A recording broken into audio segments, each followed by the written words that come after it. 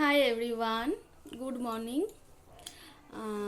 তো তোমরা তো জানো যে আমি মেকআপ প্রফেশনে আছি। আমি একজন মেকআপ আর্টিস্ট। 2.5-3 বছর হলো আমি এই প্রফেশনে আছি। তো এই প্রফেশনে আমি সাকসেস হব কি না জানি না, কিন্তু অভিজ্ঞতা অনেক অর্জন করছি, আগামী দিনেও হয়তো করব। মানে মানুষ কতটা চিটিংবাজ হতে পারে, মানে চিটিংবাজ বলবো না চালাকি বলবো এটাই বুঝতে পারছি না। তার আগে আমি একটা কথা বলি, কোনো ক্লায়েন্টের ব্যাপারে খারাপ খারাপ কথা বলা কিন্তু আমার কাজ না, আমার মানে একজন মেকআপ আর্টিস্টের কাজ না। আমাদের কাজ ক্লায়েন্টের সাথে বন্ডিংটা ভালো রাখা। কিন্তু কিছু কিছু ক্লায়েন্ট এমন এমন বিহেভিয়ার করে, তাদের ব্যাপারে কিছু না বললে হয় না। হয়তো সম্মুখে মানে সামনাসামনি তখন আমরা কিছু বলতে পারি না। তো আমাকে একজন বুক করে 2টো ডেটের জন্য। তখন আমি আমার যা ফিস, তখন বলছে যে একটু কম করতে, একবারে আমরা 2টো ডেট বুক করছি। তো আমি মানে কি বলবো, যে ঠিক আছে 2টো ডেট একটু আমি ঠিক আছে, আমি একটু দয়া মায়া দেখি একটু কম করে দিলাম। কি হলো, প্রথম ডেটটাই ওরা কাজ করলো। প্রথম ডেটে আমি গেলাম, ওদের সাথে কাজ করলাম, মেকওভার করলাম। ওরা খুব হ্যাপি, ওদের খুব পছন্দ হয়েছে, সব কিছু ঠিক আছে। নেক্সট আর একটা যে ডেট আছে সেটা একদিন পরে। তো আমার সাডেনলি আমার মনে হচ্ছে ওরা না ঠিক যোগাযোগ করে না, আর আমি অমন করে না। তো আমি কোথাও যাওয়ার আগে, মানে কোনো ক্লায়েন্টের সাথে যতই আমাকে বুক করুক, আমি ঠিক আগের দিন বারবার করে ফোন করে একদম কনফার্ম হয়নি। তো আমার একটু কেমন লাগছিল, মানে মনে হচ্ছিল যে নেক্সট দিনটা ওরা করবে না, মানে মেকআপটা ওরা করবে না। তো আমি কি করলাম, আমি আগের দিন আমি জানি যে আমাকে বুক করেছে, তবু আমি আগের দিন কি করলাম, আমি একবার কল করলাম। তো আমাকে বললাম আমি 5 মিনিট পরে তোমাকে জানাচ্ছি। আচ্ছা ঠিক আছে, 5 মিনিট তো হয়ে গেল, কল আর করছে না। আবার আমি বেশ ঘন্টা 2 পরে ফোন করলাম, তখন আমাকে বলছে না গো, আজকে না, কালকে আসতে হবে না, কালকে করব না।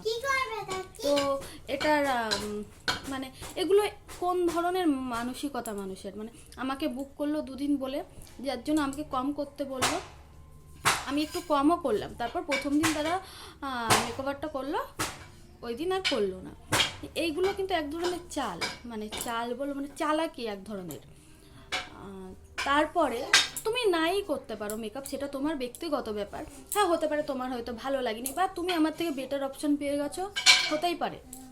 কিন্তু তোমার জন্য তো আমি অন্য ক্লায়েন্টকে ছেড়ে দিচ্ছি, এইটুকুনি ন্যূনতম বোধটা তোমার মধ্যে থাকা উচিত যে আমি মেকওভারটা করবো না, আমি ওকে জানিয়ে দিই যে না তোমার আসতে হবে না, ওই দিন আমি কাজ করব না। কিন্তু ওই যে বলে যে নিজে যদি সৎ থাকা যায় তাহলে তার সাথে খারাপ হয় না। তো ওই সেম ডেটেই, নেক্সট যে ডেটটা তারা আমাকে বলেছিল, যে যেদিন ওরা করলো না মেকওভার, ওই ডেটেই আমার মেকআপ ছিল। তো সেখানে একজন ছিল, তো একজনের বদলে ওখানে হয়ে গেল 3জন। আমি কাজটা করতে পারলাম। এটা যদি উনি মেকওভার করতো তাহলে আমার কি হতো, আমি ওখানে একজনকে করে আমার বেরিয়ে চলে আসতে হতো আর একজনের জন্য, কিন্তু একজনের বদলে আমি ওখানে পেয়ে গেলাম আরও 2জন, কিন্তু এটা আলাদা ব্যাপার। তো এইটুখানি মানে আমি বারবার বলি ভিডিওতে যে আমাদের এই প্রফেশনটাকে খুব ছোট করে দেখা হয়। আমরা ফ্রি কেউ বসে থাকি না, এটা আমাদের প্রফেশন, এখান থেকে আমাদের আর্নিং আসে।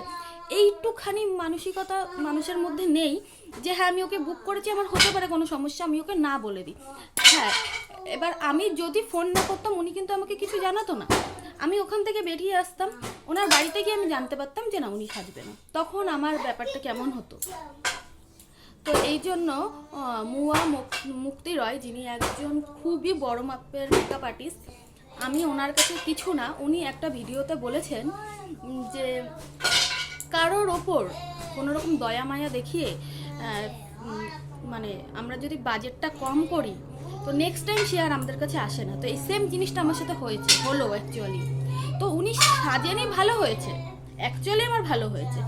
আমার আর্নিংটা ওনার কাছে আমি যেটা পেতাম তার থেকে বেশি হয়েছে। এক জায়গায় কাজ করে আসতে পেরেছি, আমাকে দৌড়াদৌড়ি কম করতে হয়েছে, আমার নিজের শরীরের ধকলটা কম হয়ে যায়, সেটা আলাদা ব্যাপার।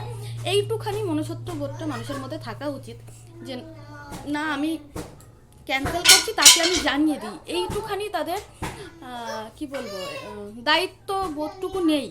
মানে আমাদেরকে যেমন কি তেমন ভাবা যায়, আজ বলছে মেকআপ করব, কাল বলছে করবো না, দুদিনের জন্য বুক করে একদিন কম পয়সায় করে নিল।